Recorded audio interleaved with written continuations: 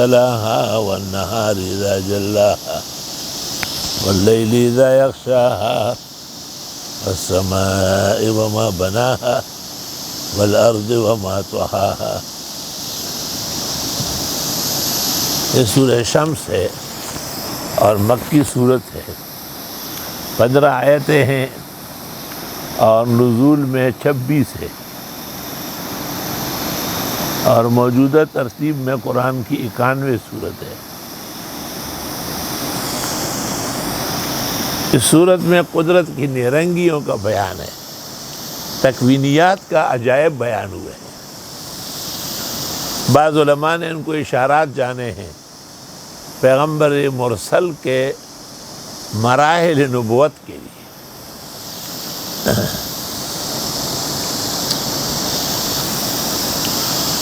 اللہ تعالیٰ کے مخلوقات میں ایک مخلوق سورج بھی ہے، ایک مخلوق رات بھی ہے، دن بھی ہے، اندھیرا بھی ہے، اجالا بھی ہے۔ ان تمام چیزوں کو یہاں گواہ بنایا ہے۔ والشمس وضحاها، قسم ہے آفتاب کی اور ان کی ضیاءپاشیوں کی۔ فقہا کہتے ہیں کہ سورج نکلنے کے ساتھ جب وہ اس کی ضیاءپاشیاں زمین کو بھر دے تو چاش کا وقت ہے، جس کو فقہا کہتے ہیں اذا دحت الشمس۔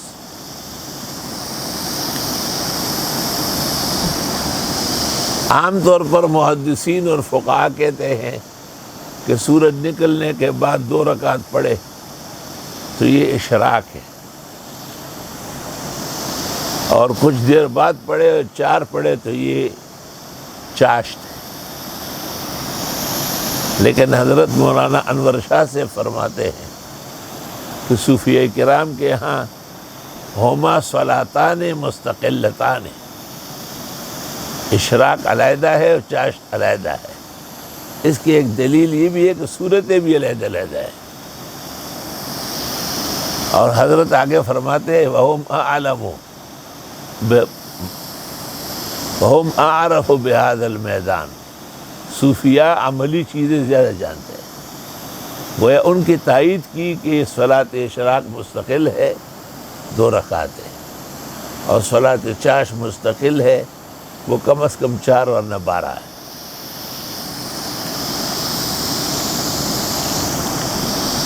جس طرح پیغمبر سے اشراق کے اندر زلزال اور صورت نصر منقول ہے،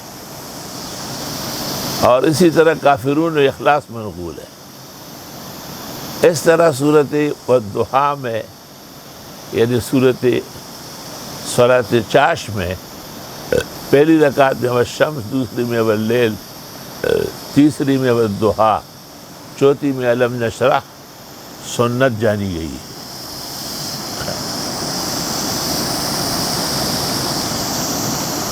شاہ عبدالعزیز صاحب نے تفسیر فتح العزیز میں لکھا ہے کہ جو یہ چاہے کہ اس کا دن خیر سے گزرے وہ چاش کی 4 رکعت ضرور پڑھے، اور جو یہ چاہے کہ کل قبر کا اندھیرا روشن رہے وہ رات کو اٹھے اور تہجد ضرور پڑھے۔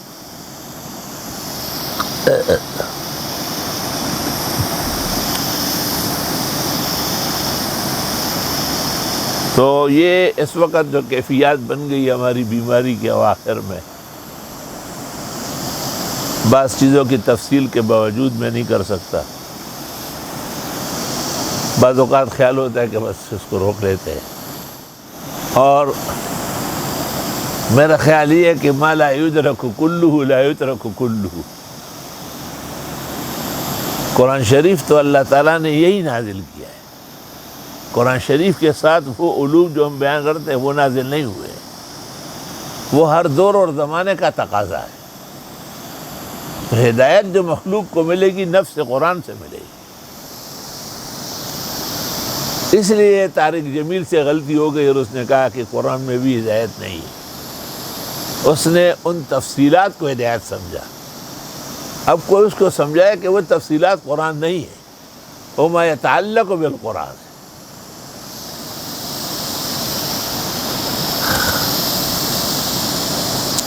ہم پر ایک بڑا سوال ہوتا ہے کہ آسمان سے جو سب سے بڑی کتاب آئی ہے وہ قرآن مجید ہے، اور حضرت محمد صلی اللہ علیہ وسلم کی نبوت کا سب سے بڑا معجزہ بھی قرآن شریف ہے، لیکن قرآن کی تفسیر نہ نبی نے کی ہے نہ خدا نے کی۔ اس کو ایسا کیوں چھوڑا گیا؟ تو ہم جواب جو دیتے ہیں ان میں ایک جواب یہ بھی دیتے ہیں کہ اصل میں اس کی تفسیر پورا جہان ہے، اور اس کا وقت الی یوم القیامہ ہے، اور اس کے درمیان میں رونما ہونے والے انتظامات ہیں۔ یہ ممکن نہیں تھا مفسر کے لیے۔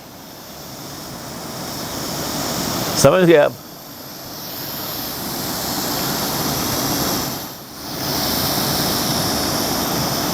سوال کیا ہے؟ مس سوال۔ اللہ تعالیٰ نے اتنی بڑی کتاب نازل کی اور پیغمبر مرسل کا معجزہ عظیم بنایا، اور پوری دنیا جن و انس کو اس کی ہدایت کا پابند کیا، لیکن اس کتاب کی کوئی توضیح، کوئی تفسیر موجود نہیں ہے۔ تو جواب کیا دیا؟ قیامت تک کے لیے ہدایت ہے، اور زمانہ جو ہے زمانہ اس کی تفسیر ہے، احوال تفسیر ہے، سائنس تفسیر ہے، قیامت تک رونما ہونے والے احوال تفسیر ہے۔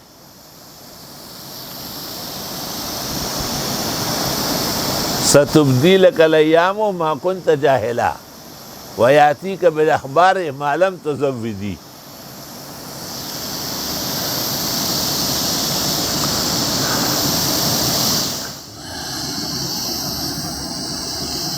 والشمس وضحاها، اور قسم ہے آفتاب کی اور اس کے اجالے کی، والقمر اذا تلاہا، اور قسم ہے چاند کی جو اس کے بعد آتا ہے۔ اشارہ ہے کہ نور القمر مستفاد من نور الشمس۔ والنہار اذا جلاہا، اور قسم ہے دن کی جب وہ اس کو روشن کرتا ہے۔ جل یجل کے معنی آتے بڑا ہونا بھی ہے، روشن ہونا بھی۔ واللیل اذا یغشاہا، قسم ہے رات کی جب وہ اس کو ڈھانک لیتی ہے۔ دیکھو بات سنو، والنہار اذا جلاہا، بات سنو، دن کی قسم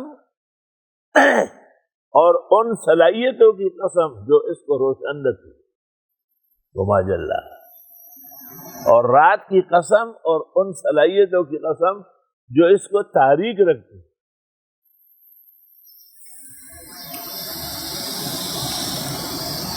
والسماء وما بناہا، اور قسم ہے آسمان کی اور جن قدرتوں نے اس کو بنایا ہے۔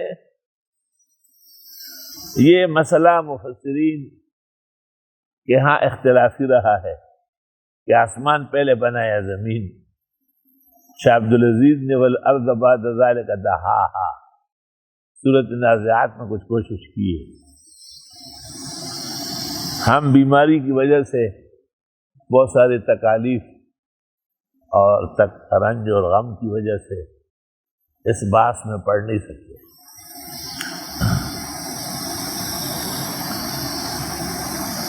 وَنَفْسٍ وَمَا سَوَّاهَا، اور قسم ہے اس انسان کی اور جس نے اس کو سنوارا ہے۔ دیکھو انسان جو سنوارا جاتا ہے نا، تو امرود کا پودا بنتا ہے، سیب پیدا ہوتا ہے درخت میں، خوبصورت شاطوط آئیں گے، اور اگر نہ سنوارا جائے تو کیکر جھاڑی جنگار۔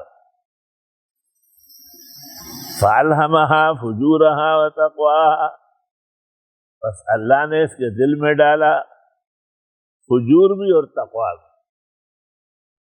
الہام کے معنی ہے القاء القلب، لیکن یہ القاء القلب سب سے ضعیف طریقہ ہے۔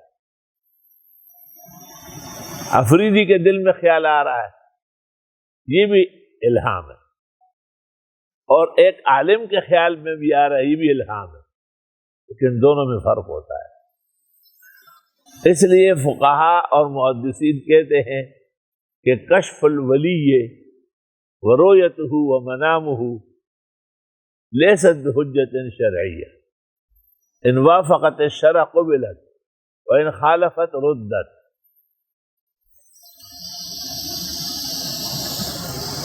ہمارا قاضی حسین احمد صاحب جماعت اسلامی کے جو امیر تھے، استاد گرامی قدر مولانا لطف اللہ کے سگے بھانجے داماد بھی تھے، وہ قرآن مجید کو بھی الہامی کتاب کہتے تھے۔ تو میں نے ان کو کہا کہ یہ الہامی لفظ مرزائی کتابوں کے لیے ٹھیک ہے، وہ الہامات ہے جو انگریز نے ان کو کیے، لیکن قرآن الہام نہیں ہے، وحی قطعی۔ اور فقہاء محدثین جو کہتے ہیں کہ الہام حجت نہیں ہے، اس کی دلیل یہ ہے کہ اس کے بنیادی فجور ہے۔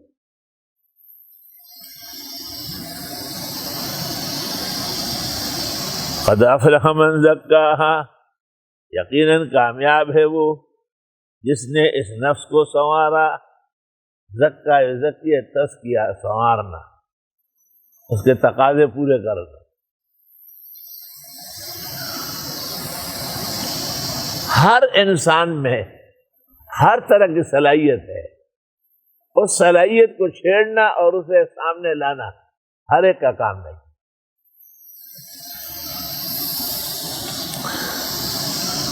وقد خاب من دساہا، یقیناً خاک آلودہ ہو گیا جس نے اس نفس کو مٹی میں گاڑا۔ خوابہ یخیب کے معنی آتے ہیں نامراد ہونا، اور دس ہے دس کے میں مٹی میں ڈالنا۔ ایمسکہ علی ہون ام یدسہ فی التراب ساء ما یحکمون۔ انسانی نفس کو اگر سنوارنے سے چھوڑ دیا گیا تو یہ ایسا سمجھو جیسے مٹی میں گاڑ دیا گیا۔ کذبت ثمود بطغواہا، تکذیب کی تھی سمودیوں نے سرکشی کر کے۔ سمود صالح علیہ السلام کی قوم تھی، ارم کے ایک اور بیٹے کی اولاد ہے۔ اذ انبعث اشقاہا، جب اٹھا ان کا سرکش، وہ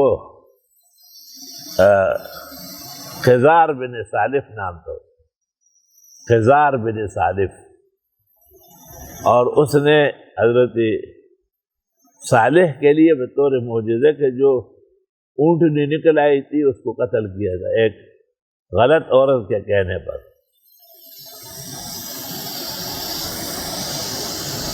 شاہ صاحب نے فتح العزیز میں اس جگہ لکھا ہے قیامت کے دن دو بدبخت اٹھائے جائیں، ایک وہ جس نے حضرت صالح علیہ السلام کی اونٹنی کو قتل کیا، صالح بن خزار یا خزار بن صالح، اور دوسرا وہ جس نے حضرت علی کرم اللہ وجہہ کو شہید کیا۔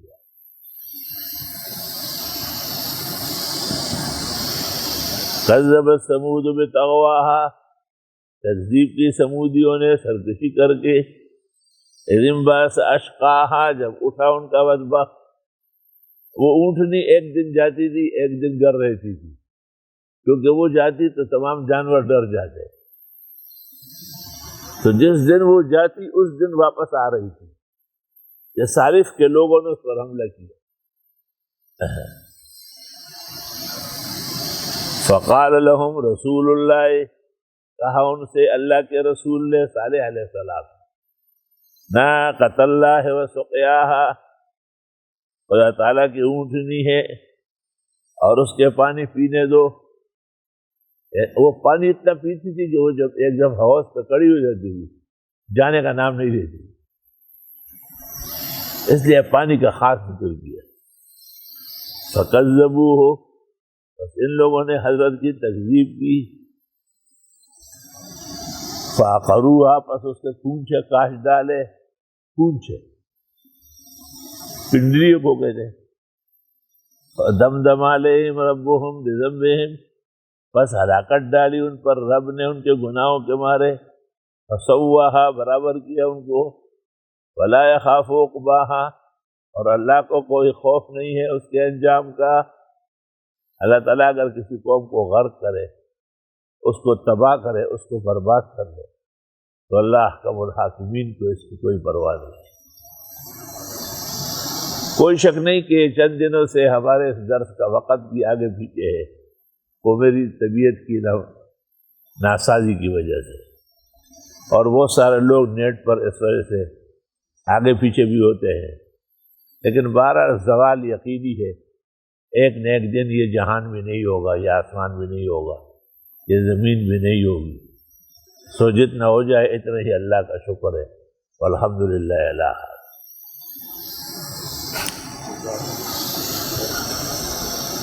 وحدہ لا